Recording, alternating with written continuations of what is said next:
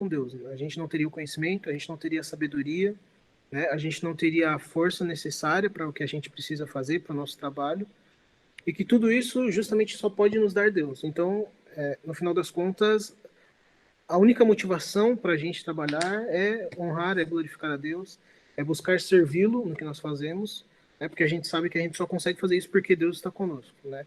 E tanto é que o texto aqui termina que você fazer isso sem ter a motivação de estar em comunhão com Deus, de servir a Ele, ou de fazer tudo isso para Ele, na verdade é vaidade e é correr atrás do vento, ou seja, não vale de nada, porque a gente não consegue ser de fato feliz, de fato realizado, não consegue de fato receber as bênçãos de um trabalho, a recompensa daquilo que a gente faz, se não for de Deus e se não for para Deus, né? Na verdade, no final das contas, tudo isso é correr atrás do vento.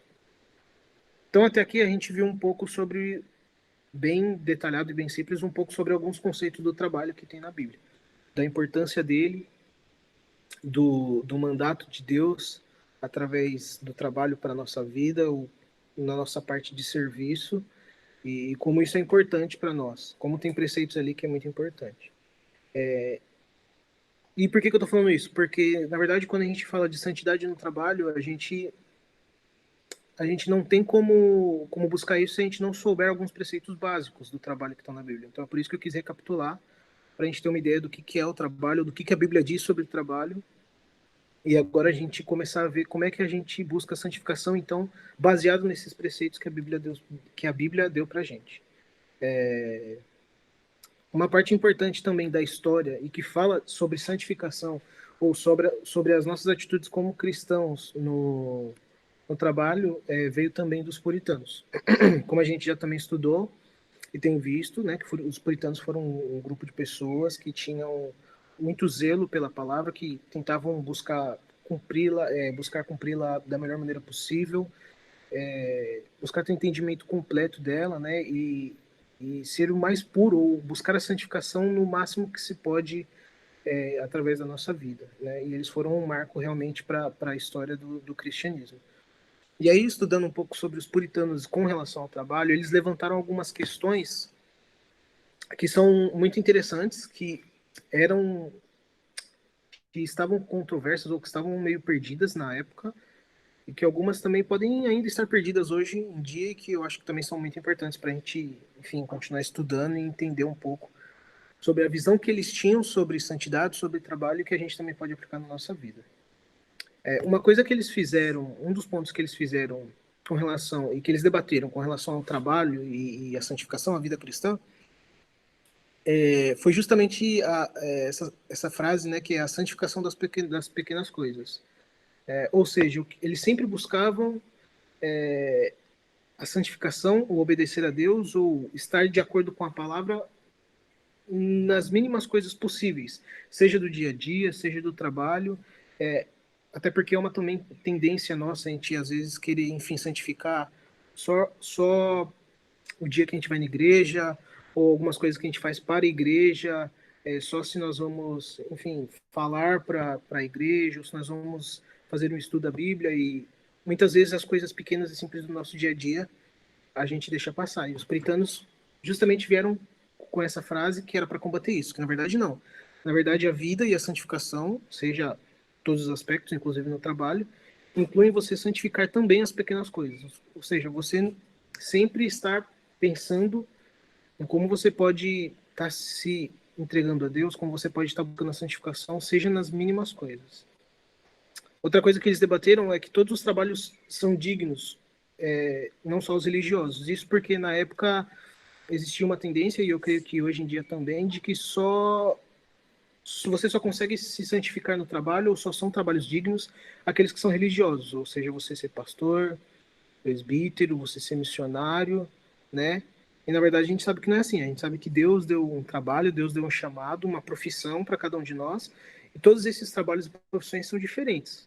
Eles podem estar ligados diretamente aos trabalhos da igreja ou não, né? E no final das contas, isso para Deus não faz diferença com relação a você santificar, com relação a você dar o seu melhor, buscar a santificação, né? E ser cada vez mais um verdadeiro cristão. Não está muito a ver com o que você faz. Então isso era uma coisa que se debatia na época, né, que eles vieram contra. Um pouco talvez também hoje, mas eu acho que a gente também é sempre importante a gente falar isso.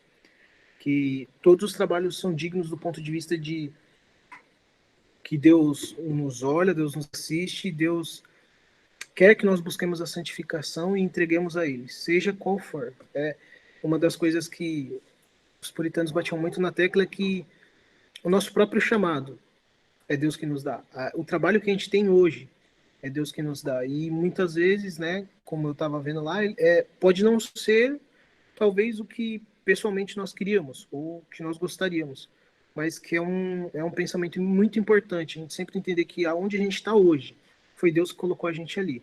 Então ele tem um propósito para a gente ali e ele nos capacita para isso. Então, é, nada mais justo, nada mais do que nossa responsabilidade de obedecer a Ele, de buscar a santificação, de dar o nosso melhor a Ele nesse, aonde quer que nós, enfim, estejamos, porque isso é digno no sentido de ser santificado, de ser entregue a Deus. Foi o próprio Deus que nos colocou em cada um desses lugares. Então, acho que isso também é muito importante a gente comentar aqui sobre com relação aos puritanos e o trabalho. Outra coisa que eles bateram muito na tecla é que nós somos mordomos. Isso também tem muitas vezes escrita justamente com essa palavra na Bíblia. Na verdade, nós estamos aqui para servir, né? E o trabalho é justamente isso, é você ir para servir. E isso também é muito difícil hoje em dia porque a gente na nossa cultura criou uma expectativa, não sei se eu posso dizer assim, de que nós sejamos servidos. E pela nossa cultura, pela nossa sociedade, por tudo que a gente tem vivido hoje em dia, a gente, na verdade, se acostumou a ser servido e a não servir, né? E a gente sabe que não é assim nem na igreja, ou, enfim, muito menos no trabalho, onde quer que a gente esteja. Na verdade, inclusive o próprio Senhor Jesus veio para servir, não para ser servido. E ele mesmo disse isso. Então, é sempre bom também a gente sempre lembrar quando a gente vai querer dizer a respeito do nosso trabalho, da nossa santificação nele, é que nós somos mordomos, nós estamos aqui para servir, sermos igual a Jesus. E que nós também sempre temos que buscar isso como um objetivo, né? Um alvo a gente alcançar quando a gente diz em relação ao trabalho, a santificação, a nossa vida, é que nós somos mordomos. Nós estamos aqui para servir. E que devemos nós, e que tudo isso, na verdade, a gente faz para o Senhor. Eu vou ler o texto aqui que está aí, que é o de Colossenses 3:23. Diz assim: tudo quanto fizerdes, fazei-o de todo o coração, como para o Senhor, não para homens.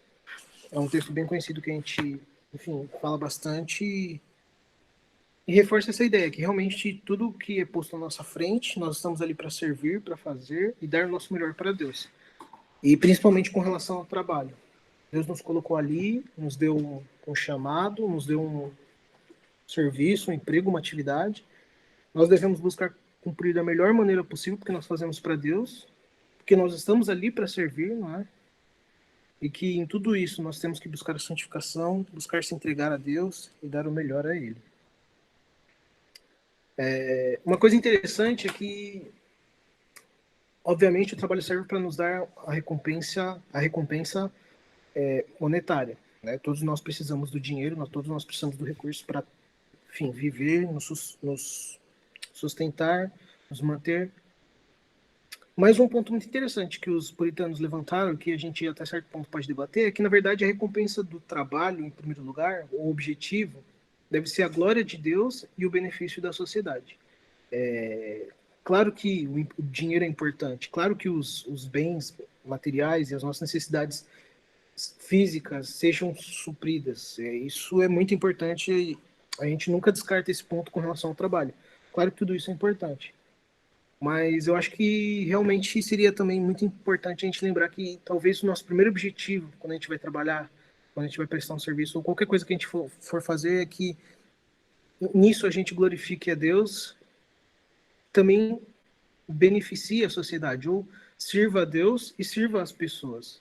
Esse é um ponto muito interessante que eu estava estudando e encontrei do trabalho, que é justamente isso. Ele, na verdade, o principal objetivo do trabalho é você estar ali servindo a Deus, servindo as pessoas, e a recompensa você vai ter, né? E é o próprio Deus que te dá ela.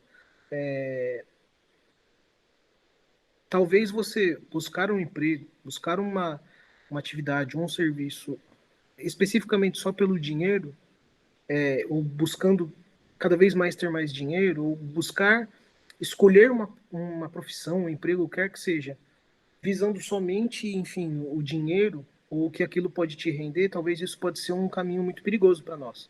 Né? Como eu disse, claro que a gente está numa situação difícil, falando atualmente, claro que todos nós precisamos do recurso, então não estou dizendo que o dinheiro não é importante, mas que a gente sempre pense nesses momentos aonde eu posso mais ser usado, aonde eu posso servir melhor a Deus e as pessoas. Não especificamente só qual vai me dar mais dinheiro, talvez um passo muito importante quando a gente busca a santificação no trabalho, nos serviços, é justamente isso. Qual que é o objetivo que eu estou procurando isso? Será que eu estou me dispondo ali para que Deus possa me usar, para que eu possa servir a Deus, as pessoas? Porque a gente sabe que a recompensa Deus mesmo dá. Quando a gente lê esse texto de Êxodo, ele diz assim, isso fala quando o povo saiu do Egito, né?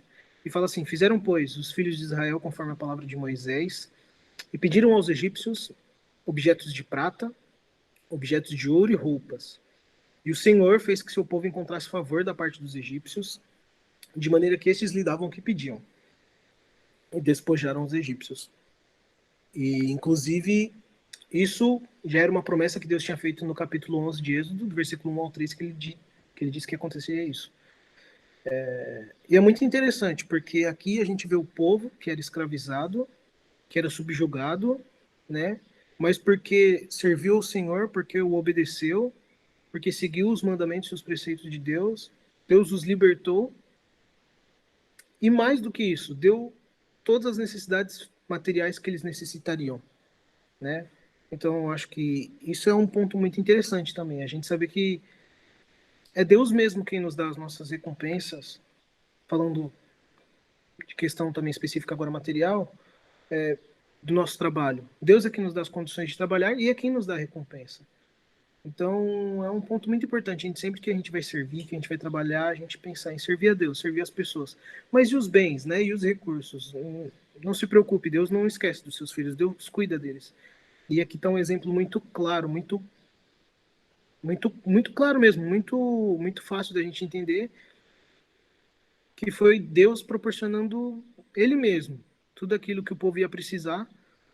Um povo que era escravizado, que não tinha nada, estava subjugado, né, pelos egípcios, mas porque obedeceram a Deus e fizeram o que Ele mandava, né, ou estavam sob a obediência a Ele. Deus deu tudo o que eles necessitavam. Então, acho que é um ponto muito importante também da gente pensar quando a gente está falando de santificação do trabalho, por que eu estou trabalhando, né? Deus, eu estou sendo usado para servir nesse trabalho, ou nisso que eu estou fazendo. Eu estou servindo a Deus e as pessoas. Que a nossa necessidade física, ou que a necessidade pelos bens materiais não tirem de nós esse objetivo principal, que é servir a Deus e as pessoas. Porque, na verdade, a gente tem que descansar em Deus, né? Deus mesmo vai nos dar tudo isso, assim como ele fez com o povo no Egito, assim como ele fez muitas vezes na história e fará conosco, fará com a gente. E aí, então até aqui a gente estava falando um pouco, né, bem básico de trabalho, né? A gente quer falar de santificação do trabalho, e aí, para estudar isso, então a gente olhou um pouco sobre o trabalho, né? O que a Bíblia diz, alguns exemplos, né, de trabalho, o que Deus requer de nós, né? Que nós possamos servir a Ele, as pessoas, né? Que nós possamos trabalhar, porque é um mandamento dele. E para talvez ficar mais fácil, a gente talvez entender um pouco mais sobre como buscar a santificação, ou como eu santifico o meu trabalho ao Senhor. Então eu trouxe alguns exemplos, positivos e negativos, né? Bem rápido também, para a gente entender um pouco mais alguns aspectos nesse sentido. O primeiro que eu vou trazer, o primeiro que vem na minha cabeça, foi o de José do Egito, né? Lá em Gênesis 34 fala que logrou José mercê perante ele, né? A quem servia, e ele o pôs por mordomo de sua casa, e ele passou as mãos tudo que tinha. Então, a gente conhece bem a história de José, né? E sabe de tudo que ele passou, né? E como ele sempre foi fiel a Deus, sempre obedeceu a Deus, sempre entregou a Deus a sua vida, sempre buscou santificar a vida dele em todos os aspectos, a Deus, inclusive no trabalho a gente vê isso quando ele serve aqui a primeira casa, quando ele depois é acusado de sediar a mulher, né? E, e vai preso. Ali na prisão ele continua buscando a santidade, continua dando o melhor dele para Deus, com questão ao seu serviço, chega a ser também responsável ali da onde ele está preso, pelos presos.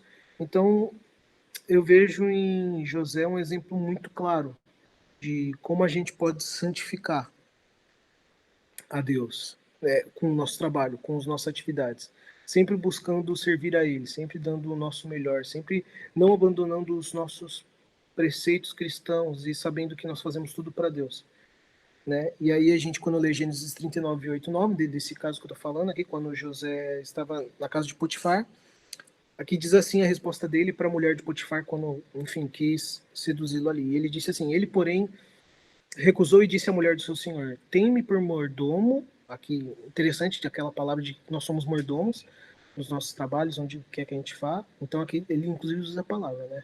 Tem-me por mordomo, meu senhor, e não sabe do que há em casa, pois tudo que tem me passou ele às mãos. Ele não é maior do que eu nesta casa, e nenhuma coisa me vedou, senão a ti, porque é sua mulher. Como, pois, cometeria eu tamanha maldade e pecaria contra Deus? Quando eu estava lendo esse texto, né, usando a Bíblia de Janeiro, eu vi um comentário, né, que é essa frase que eu coloquei embaixo, eu achei muito, muito interessante, que diz assim, que José permaneceu extremamente consciente das exigências da aliança de Deus em sua vida. Então, eu acho que é um comentário, uma frase que a gente, enfim, poderia marcar e guardar sempre para tudo que a gente for fazer, né? Muito interessante. Aí a gente pensa, mas como é que José conseguiu se manter firme, né? E como como será que era a relação ele com Deus, né, para ele se manter firme, tudo que ele fez? E essa frase eu acho que explica muito bem tudo isso, né? Eu acho que José sempre permanecia extremamente consciente, sempre pensando, extremamente estava ali na mente dele, na vida dele, as exigências da aliança de Deus na sua vida. Ou seja, servir a Deus, servir a Deus. O que isso implica? O que isso implica? E ele tinha isso tão claro que, inclusive no trabalho ou nas atividades dele, ele continuava buscando isso. E E aí ele diz: como, pois, cometeria eu tamanha maldade e pecaria contra Deus? Né? Ou seja, inclusive no trabalho, ele buscando servir a Deus, lembrando das exigências da aliança de Deus, e assim ele pôde cumprir a sua santidade, a santidade da sua vida, inclusive no trabalho. Né? E a gente sabe que isso trouxe para ele prejuízo. Isso trouxeram consequências que foram injustas para ele. Mas ele mesmo assim continuava servindo a Deus, né? Continuava extremamente consciente, né, das exigências da aliança de Deus na vida dele. E a gente vê depois mais para frente que ele chega a ser governador do Egito, só abaixo de Faraó. Então, para mim José do Egito é um caso muito muito claro de como você buscar a santidade na sua vida, inclusive quando você está no seu trabalho, de como você buscar a santidade no seu trabalho, né? De novo, eu realmente achei essa frase muito interessante.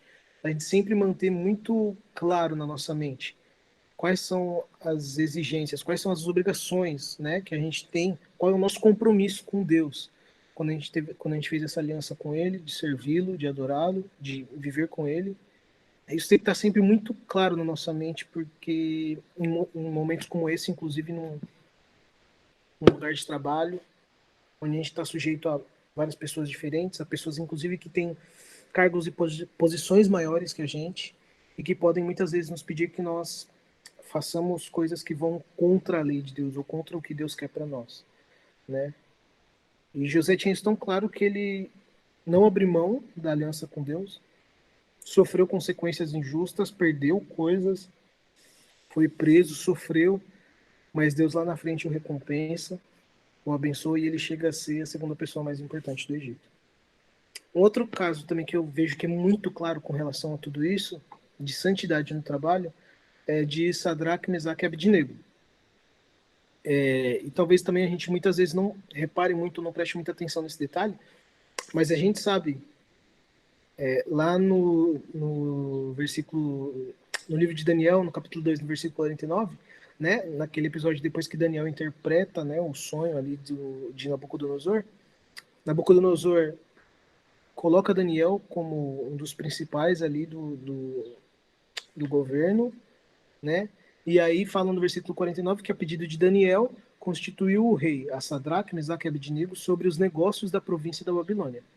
E Daniel, porém, permaneceu na corte do rei. Então, no final desse episódio, a gente vê ali a alta posição e o cargo que eles foram colocados, né? Eles foram colocados como responsáveis sobre os negócios da província da Babilônia. Então, sim, eles estavam ali no seu trabalho, no seu ofício, na sua profissão.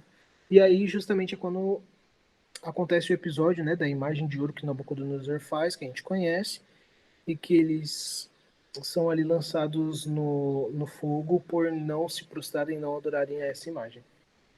Uma coisa muito interessante que eu também vi no comentário da Bíblia de Genebra é que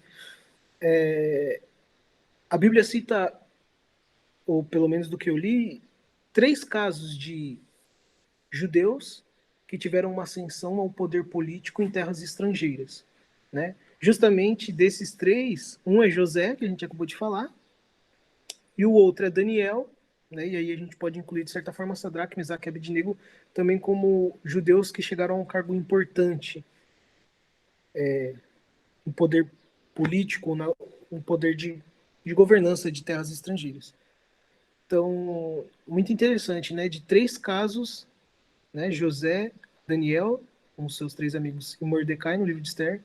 2 a gente está citando aqui, com relação à santificação no trabalho, né? A de manter firme as exigências, e muito claras, as exigências da aliança com Deus na sua vida. E aí, quando a gente sabe, né, do relato que Nabucodonosor, enfim, não aceita que eles não adorem a sua imagem, aumenta o fogo, a ponto das pessoas que estavam aumentando o fogo morrerem, de tão alto que estava. E aí eles não obedecem a Nabucodonosor. E aí um versículo que eu acho muito interessante é esse de Daniel 3, 17 e 18, que diz assim, eles falando para Nabucodonosor, se o nosso Deus, a quem servimos, quer livrar-nos, ele nos livrará da fornalha de fogo ardente e das tuas mãos, ó rei. Se não, fica sabendo, ó rei, que não serviremos a teus deuses, nem adoraremos a imagem de ouro que levantaste. Então, mais uma vez aqui, assim como o versículo que a gente leu sobre José, né, agora há pouco, e agora sobre esses 3 amigos aqui de Daniel, sobre Sadraque, Mesaque e Abednego, a gente vê que o, eles mantinham uma relação com Deus muito próxima, eles mantinham, ou eles buscavam a santificação na vida deles, assim, diariamente. Né? Como a gente disse que os puritanos diziam lá, buscavam a santificação nos pequenos detalhes, nas pequenas coisas, e buscavam colocar isso em prática durante todo o dia. E isso foi tão forte a ponto de, nesses 2 casos, em casos de eles estarem em serviço ou trabalhando, estarem sob, entre aspas, ordens de pessoas que eram acima deles, mas que eram ordens que infringiam os preceitos ou a lei de Deus, aquilo que Deus ordena que nós tenhamos, eles preferiram obedecer a Deus, né? Manter a sua santificação ali, manter a obediência a Deus. E a gente sabe que nos 2 casos eles sofreram consequências sobre isso. No caso de José, ele foi perseguido, foi preso. No caso aqui dos 3, eles foram jogados na fornalha de fogo, né? Mas mesmo assim, mesmo com esses prejuízos, a gente vê que no final Deus os recompensa, Deus os abençoa. No caso de José, ele chega a ser a segunda pessoa mais importante do reino do Egito. No caso de Sadraque, Mesaque e Abednego, eles sobrevivem, né? Eles participam de um milagre a ponto de o próprio anjo do Senhor estar ali com eles. Eles saíram do fogo e a roupa não estava queimada. Eles nem, inclusive, tinham um cheiro, né, de fogo, de queimado, de alguma coisa queimada. Estavam em perfeito estado. E, e Deus abençoa eles. Não só poupando a vida deles, mas também no final desse texto de Daniel, dizendo que o rei Nabucodonosor reconhece Deus, reconhece o poder de Deus, louva a Deus, e ali também a recompensa vem para eles, né? Assim como para Daniel, no capítulo anterior, de chegarem a outros cargos, outras posições, e Deus abençoar também no seu serviço. Então, eu achei esses dois casos muito interessantes, né? Falando de como a gente, buscando a santidade, a santificação, inclusive no trabalho, quando a gente entende que o trabalho serve para a gente servir a Deus e as pessoas, por mais que aos nossos olhos a gente tenha prejuízos, né, ou perdas, na verdade Deus nos abençoa, Deus nos recompensa, né? E obviamente aqui no caso deles não foi só uma benção material, né? Foi uma benção também principalmente espiritual. Mas eu acho que são casos muito importantes para a gente entender um pouco de qual deve ser o nosso objetivo quando a gente fala de santificação do trabalho. E aí eu também trouxe um caso, né, para terminar, negativo, que é o de Ofni e Finéias, né, que a gente sabe que é um caso que está relatado lá em 1 Samuel, no capítulo 2. Eles eram, eles eram filhos do sacerdote Eli, mas eles não buscavam a Deus, não buscavam a santificação no seu trabalho. Obviamente aqui nos outros dois casos não eram, mas nesse caso é um caso em que o trabalho deles era um trabalho religioso, então ainda mais, obviamente, precisaria dessa busca de santificação, mas foi como eu disse no começo. Não quer dizer que só porque ele é religioso significa que ele é digno de ser buscado de santificação, de ser entregue a Deus. Na verdade, para Deus todo trabalho é válido, é digno. A gente busca se santificar através dele, né? E aqui era um caso muito sério, que eles eram filhos do sacerdote, eles tinham funções muito importantes para a igreja ali. E quando a gente lê o texto de 1 Samuel 2, de 12 a 17, né, que relata como eles eram, são relatos muito pesados, né, que Deus dá com relação a eles, né? Por exemplo, cita, como eu coloquei aí, que eles eram filhos de Belial, né? Ou seja, um termo usado pela Bíblia para dizer que eram pessoas que buscavam a maldade, buscavam. Eu vou pegar aqui para ler exatamente como está aqui, mas eram pessoas que realmente não entendiam o papel da santificação, ou que não estavam buscando essa comunhão com Deus, inclusive no trabalho. E o que diz aqui é o seguinte, no comentário da Bíblia de Genebra, né? A expressão, né, filhos de Belial no hebraico tem a conotação de indignidade e vileza. É usada para vilões e agitadores, né, aqueles que incitam outros à idolatria ou à insurreição, né, à imoralidade sexual e a mentiras.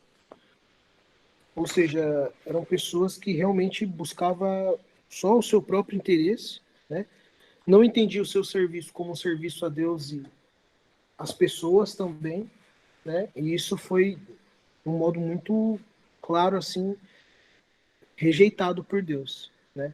E qual que era o principal problema, o pecado deles, é que eles não se importavam com o Senhor no que diz respeito a serem desrespeitosos e desobedientes à lei das ofertas de sacrifício, né? O que eles faziam? Eles, com relação a quando alguém vinha oferecer sacrifícios a Deus, né? E eles, esse papel de ser o intermediador entre o povo com seu sacrifício e o próprio Deus, existia uma lei dada por Deus, tá? Eu coloquei aqui embaixo em Levíticos, em Deuteronômio, que dos sacrifícios os sacerdotes tinham direito a uma parte para se sustentar, para se alimentar. Então, isso era um mandamento de Deus aos sacerdotes. Eles tinham direito a isso, né? Mas para Ofni e Finéias isso não valia de nada. Eles não se importavam com os mandamentos de Deus. Obviamente que essa lei de Deus que dava para eles uma parte do sacrifício tinham também regras, né? Mas eles não se importavam, eram desrespeitosos, obedientes a uma coisa que era muito importante, né? Porque esse sacrifício de animais na época, na verdade, só apontava para o sacrifício de Jesus no futuro, era como as pessoas vinham para, dentre muitos casos, por exemplo, pedir o perdão, né, pelos seus pecados.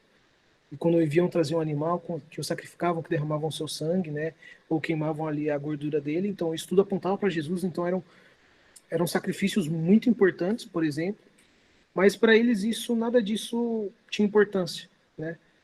E aí fala que, né, que alguns textos que eu procurei falam aqui do que eles tinham direito, né? Então, em Levíticos fala que eles tinham direito ao peito, à coxa direita do animal, né? Em Deuteronômio fala que eles tinham direito à espádua, queixadas e bucho, né?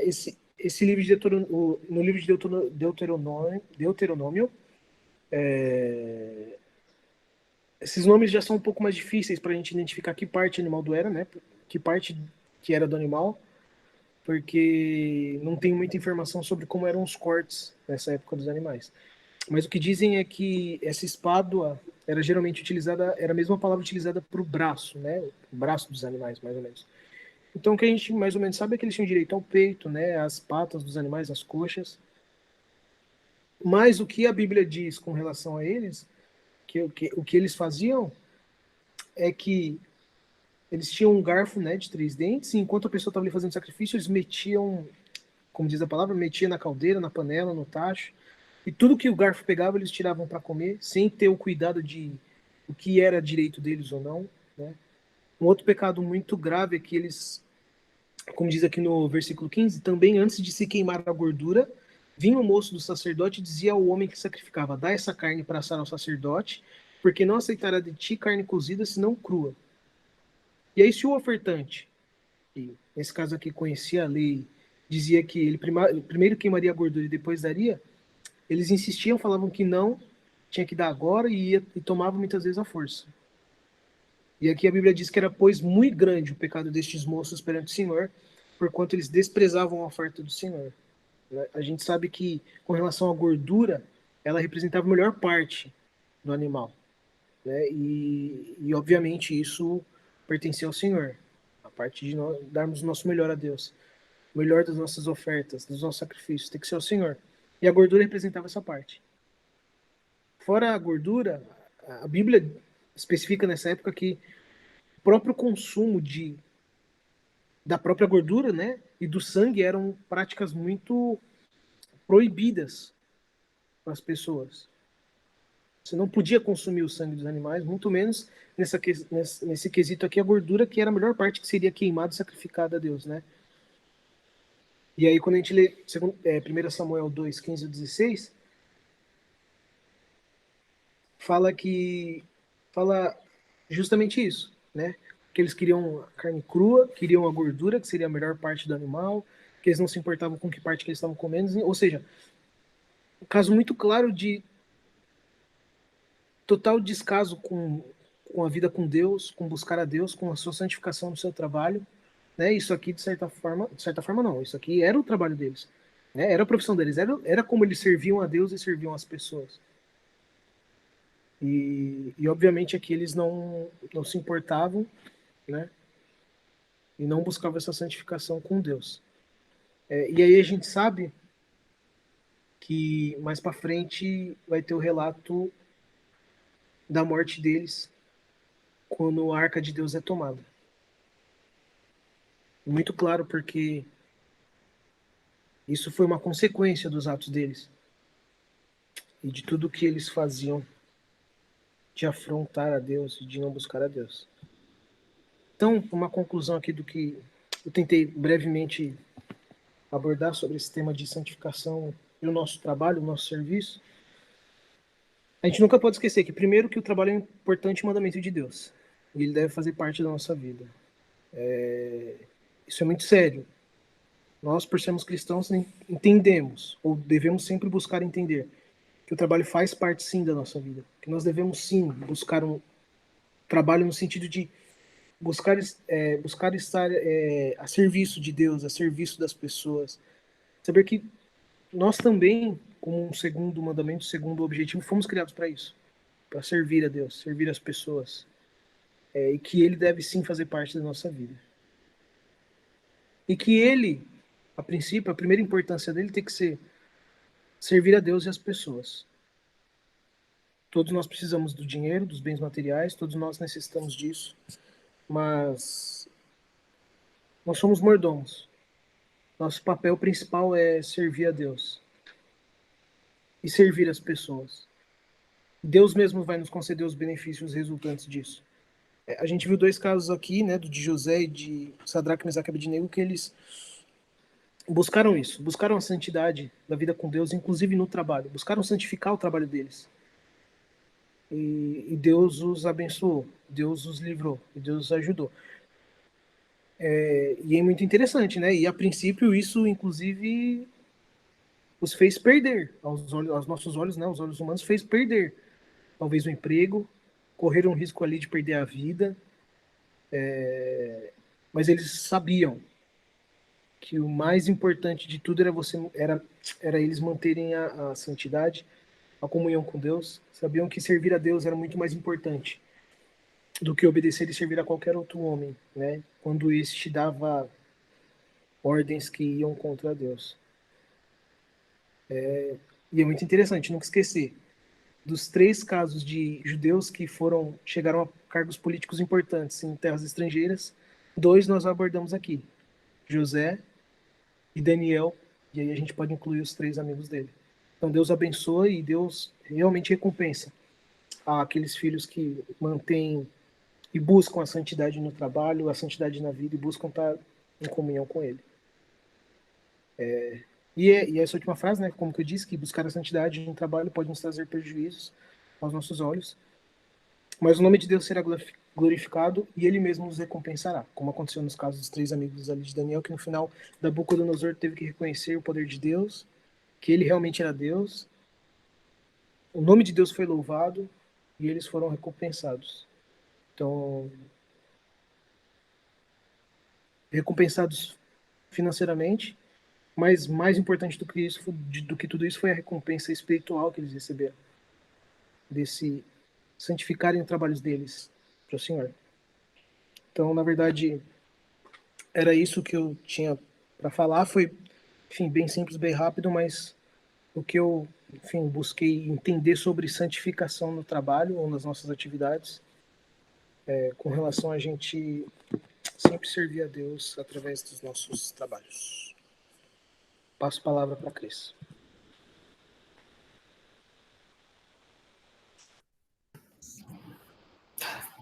Bem, muito obrigada, então, pela mensagem. Com certeza é uma reflexão interessante, né, que a gente vai, para a gente aplicar nas nossas vidas. E lembrando que daqui a alguns estudos, a gente ainda não definiu, mas vamos logo avisar, faremos o nosso quiz com as perguntas, né, e aí concorrendo a um prêmiozinho, e todos estão convidados a participar. Para encerrar, então, esse momento, eu vou pedir, Jasmine, você pode fazer uma oração para a gente? Sim. Oremos, então.